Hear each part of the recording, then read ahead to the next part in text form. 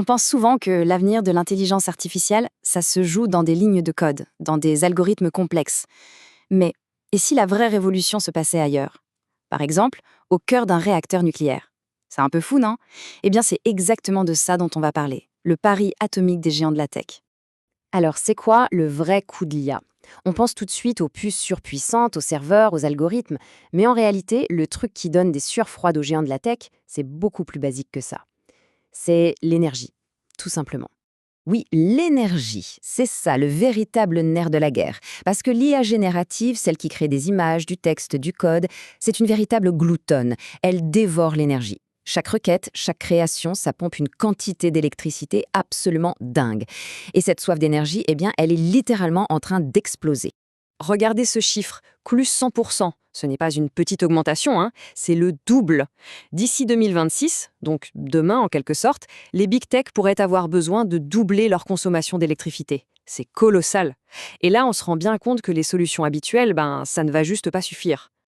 Alors, que faire? Face à ce mur énergétique qui se dresse devant eux, les grands noms comme Microsoft, Google ou encore Amazon font un pari.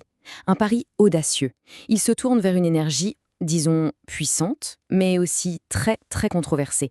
Oui, on parle bien du nucléaire. Mais pourquoi le nucléaire au juste? Après tout, il y a le solaire, l'éolien. Le truc, c'est que ces énergies sont intermittentes. Le soleil ne brille pas la nuit, le vent ne souffle pas toujours. Or, un data center, ça ne s'arrête jamais. Il faut du jus, tout le temps, 24 heures sur 24.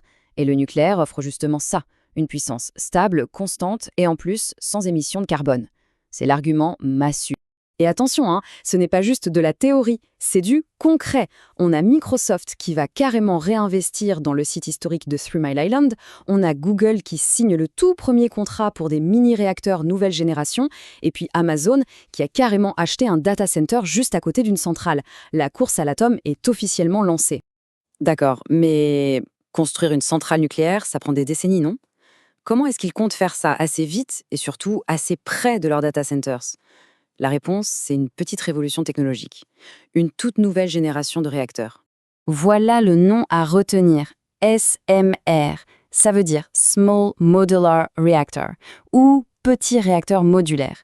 Alors là, il faut vraiment oublier l'image qu'on a tous en tête, les immenses centrales, les dômes de béton gigantesques. Non, non, là, on parle d'une approche complètement différente. Pour faire simple, d'un côté, on a le modèle classique. Des centrales énormes, sur mesure, qui prennent des années à construire, situées loin de tout. De l'autre, avec les SMR, l'idée c'est d'avoir des modules beaucoup plus petits, standardisés, construits en usine, un peu comme des voitures, et ensuite on les assemble sur place, pile là où on en a besoin. C'est un vrai changement de philosophie. Et les avantages sont assez évidents. Qui dit construction en usine dit coût et délai réduits. Comme on peut les installer plus près, on perd moins d'énergie. Et puis, point crucial, la sécurité. Ces nouveaux designs intègrent une sécurité passive. En gros, même en cas de problème, ils sont conçus pour s'arrêter tout seuls, ce qui limite énormément les risques d'accidents graves. Bon, sur le papier, ça a l'air génial. Presque trop beau pour être vrai, non? Et c'est là que les choses se compliquent. Parce que ce futur où l'IA tourne à l'énergie atomique est loin d'être garanti. La route est pleine d'obstacles et ils sont de taille. Le premier gros problème, c'est la réglementation. On ne peut pas juste brancher un data center géant sur une centrale comme ça. Ça pourrait complètement déstabiliser le réseau électrique public. Et le risque, c'est que la facture d'électricité explose pour tout le monde. Donc, forcément, les régulateurs sont sur les freins et regardent ça de très très près. Deuxième obstacle, et pas des moindres, le combustible. Ces fameux SMR, ils leur font un truc un peu spécial, un uranium plus enrichi appelé HALIE.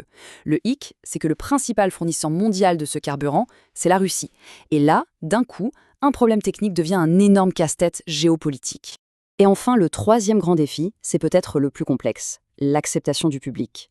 C'est bien beau d'avoir la technologie, mais il faut aussi convaincre les gens.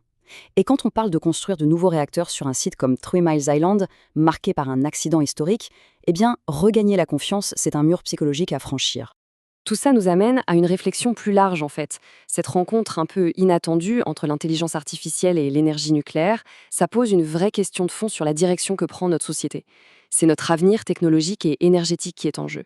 Alors la grande question reste posée, Est-ce que cette fin insatiable de l'IA va vraiment provoquer une renaissance du nucléaire? Est-ce qu'on est en train d'assister à ça en direct? Une chose est sûre, l'avenir de l'intelligence artificielle pourrait bien se jouer non pas dans les puces en silicium, mais au plus profond du cœur de l'atome.